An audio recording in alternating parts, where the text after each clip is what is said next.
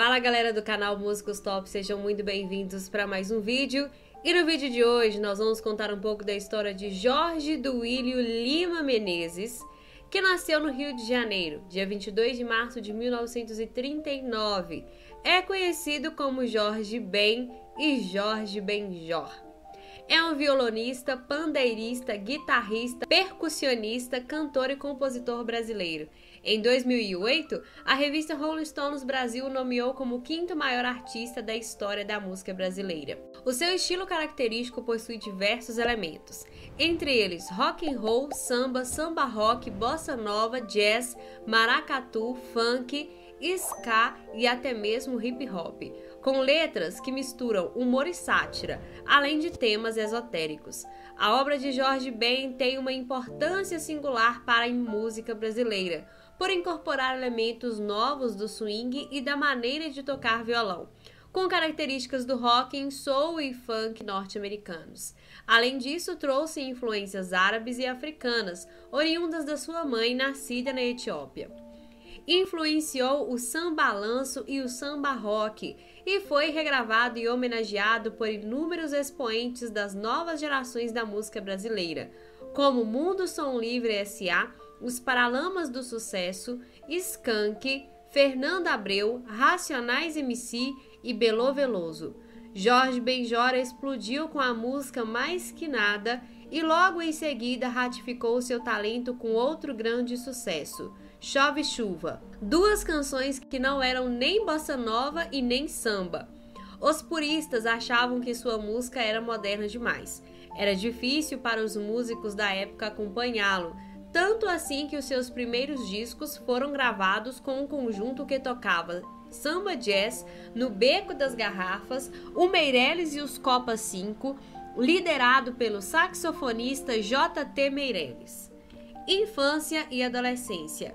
Carioca de Madureira, mas criado no Rio Comprido, é filho de Augusto Menezes e da etíope Silva Sante Ben Lima. Jorge Ben queria ser jogador de futebol e chegou a integrar o time infanto-juvenil do Flamengo, mas acabou seguindo o caminho da música, presente em sua vida desde a infância. Ganhou seu primeiro pandeiro aos 13 anos de idade e 2 anos depois já cantava no coro da igreja. Também participava como tocador de pandeiro em blocos de carnaval.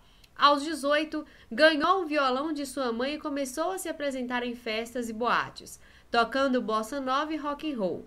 É conhecido como Babulina por conta da pronúncia do rockabilly, Bob Alina, da Ronnie Self, apelido que Tim Maia tinha pelo mesmo motivo. Ao passar a ter interesse pela música, o artista vivenciou uma época na qual a bossa nova predominava o mundo. A exemplo da maioria dos músicos de então, ele foi inicialmente influenciado por João Gilberto, mas desde o início foi bastante inovador. Outras influências incluem o baião de Luiz Gonzaga e o rock de Little Richard. Carreira. O início com o sucesso de Mais Que Nada. No início dos anos 60, apresentou-se no Beco das Garrafas, que se tornou um dos redutos da bossa nova. Em 63, ele subiu no palco e cantou Mais Que Nada, que já tinha gravado como vocalista do conjunto do Organiza Zé Maria para uma pequena plateia, que incluía um executivo da gravadora Philips. 2 meses depois, era lançado o primeiro compacto de Jorge Ben, que inclui ainda Por Causa de Você Menina. No mesmo ano lançou o primeiro LP Samba Esquema Novo, acompanhado pelo conjunto de samba jazz, Meirelles e os Copa 5. Nessa época, Jorge Ben tornou-se unânime entre os críticos musicais da época, pois vinha como uma batida nova, o chamado samba rock, que agradava ao mesmo tempo grupos extremos como a bossa nova e a jovem guarda.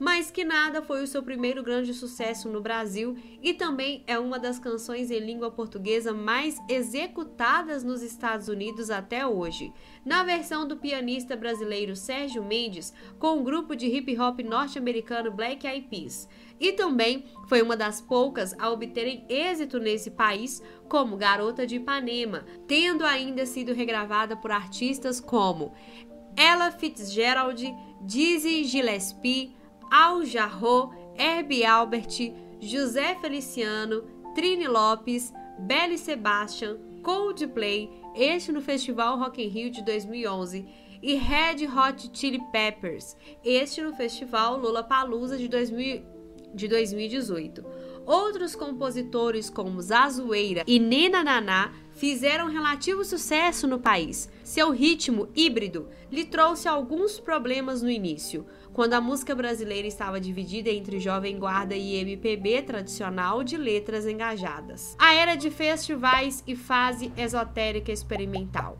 Em 1968, Jorge Benjor foi convidado para o programa Divino Maravilhoso que Caetano Veloso e Gilberto Gil faziam na Rede Tupi. Ele também participou de O Fino da Bossa, comandado por Elis Regina e Jair Rodrigues, e da Jovem Guarda, de Roberto Carlos, Erasmo Carlos e Vanderleia. Nesta época, Jorge Ben obteve enorme sucesso com as músicas Cadê Teresa, País Tropical, Que Pena e Que Maravilha. Além de concorrer com Charles Anjo 45 no Festival Internacional da Canção da TV Globo de 69, na década de 70, venceria esse festival com Fio Maravilha, interpretado por Maria Alcina. País Tropical também teve êxito, na voz de Wilson Simonal. Ainda nos anos 70, Jorge Benjor lançou alguns mais esotéricos e experimentais, como A Tábua de Esmeralda, Solta o Pavão e África Brasil. Embora não tenham obtido sucesso comercial, entre álbuns são hoje considerados os clássicos da música brasileira. África Brasil também apresenta um remake da sua canção lançada anteriormente, Taj Mahal. Com seu sucesso comercial e produção contínua de rádio, a melodia foi copiada em Die Ya Think and Sex, de Rod Stewart. Ben processou por plágio e Stewart resolveu o processo e doou os royalties do single para a Unicef. Mudança de nome e a sua fase pop. Na década seguinte, Jorge Ben dedicou a divulgar as suas músicas no exterior. Em 89, ele mudou o nome artístico de Jorge Ben para Jorge Benjor, logo depois alterado para Jorge Benjor separado. Na época foi especulado que a mudança teria sido provocada pela numerologia, pois o mais plausível é que tenha ocorrido para evitar confusões com o músico americano George Benson, pois Jorge Ben estava começando a se tornar muito conhecido nos Estados Unidos na época.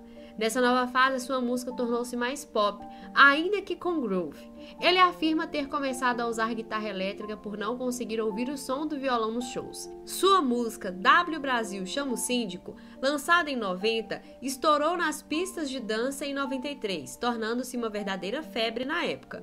A canção é também uma homenagem ao cantor Tim Maia.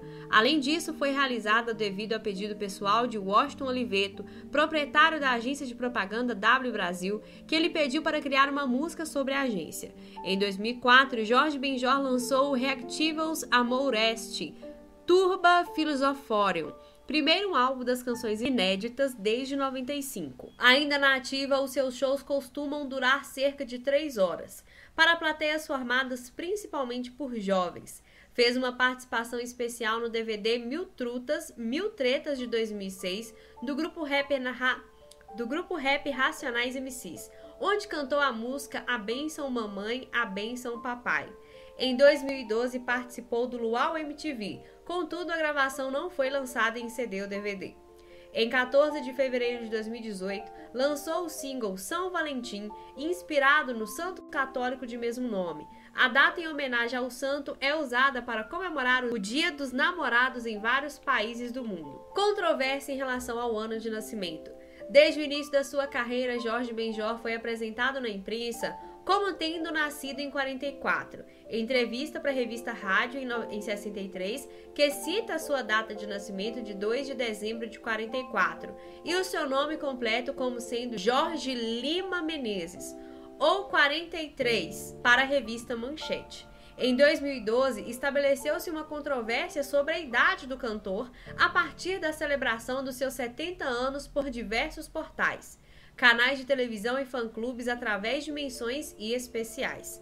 Entretanto, a assessoria de imprensa do músico rapidamente divulgou que o ano correto de nascimento do compositor carioca era 45. De um modo geral, a imprensa contestou a afirmação, apresentando tanto incongruências com entrevistas dadas no início da carreira, quanto à improbabilidade de Jorge ter lançado seu primeiro disco aos 18 anos ou ter feito parte da Turma do Divino com Tim Maia, Roberto Carlos e Erasmo Carlos, que haviam nascido na década de 40. Assim, em 2015, houve significativamente menos lembranças pelos 70 anos do cantor, inclusive como parte da imprensa especializada ironizando a situação, escrevendo que o compositor carioca estaria completando aquele marco segundo as suas contas.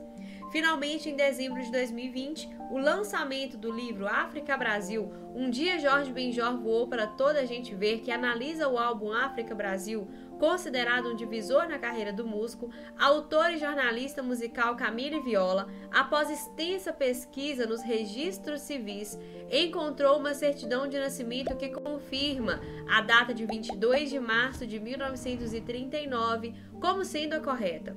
Logo, a biógrafa e diversos jornalistas especializados consideravam extremamente provável ser este documento a prova definitiva do ano de nascimento do artista carioca, devido à existência de inconsistências apenas mínimas, normais para um documento da época. Apesar disso, o cantor e compositor continua sustentando o ano de 1945 como o correto. E essa foi um pouco da história de Jorge Benjor. Se você gostou, não se esqueça de deixar seu like, se inscrever no canal e ativar o sininho das notificações. E eu te espero no próximo vídeo.